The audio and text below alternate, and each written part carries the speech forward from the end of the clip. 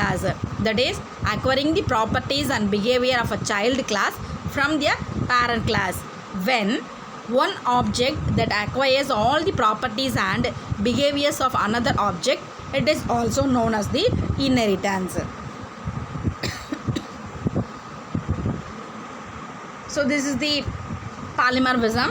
The fourth one concept of OOPs are polymorphism.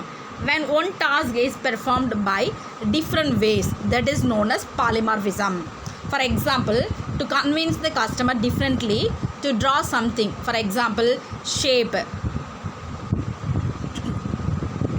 triangle, rectangle, circles are the shape of any particular object. Polymorphism is defined into two ways. First one is the method overloading and second one is method overriding.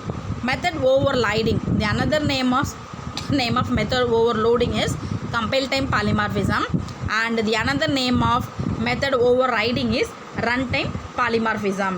Method overloading. The method overloading is a feature that allows a class to have two or more methods having the same name. Two or more methods that having the same name, but the arguments that are passed on to the methods are different. This is the compile time polymorphism.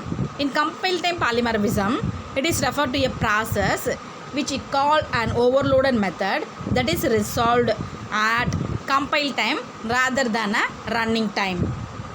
Method overriding. In runtime polymorphism, if subclass, that is child class, that has the same method as declared in the parent class, it is also known as a method overriding. If subclass that provides the specific implementation of the method that has been provided by one of its parent class, it is known as the method overriding. And the next one is abstraction. An abstraction is a process of hiding the implementation details and showing only the functionality to the user. For example, if you're taking a phone call, we don't know the internal processing in Java, but we use abstract class and interface to achieve that particular abstraction. And next one is the encapsulation. Encapsulation in Java is the process of wrapping up of code and data together into a single unit. For example, capsule.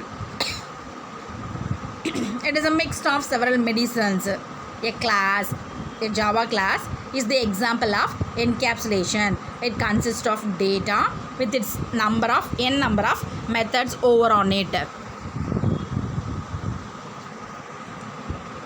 Difference between the procedure and object-oriented programming.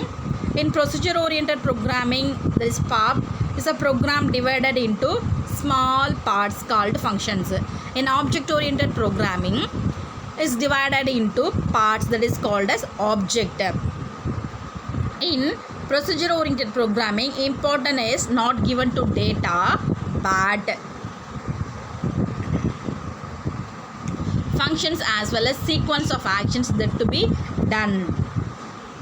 Likewise, in object-oriented programming, it is important to given to the data rather than procedures and functions because it works as real world. POP follows top-down approach. Object-oriented follows bottom-up approach. POP does not have any access specifier, but OOP has access specifiers named public, private and protected.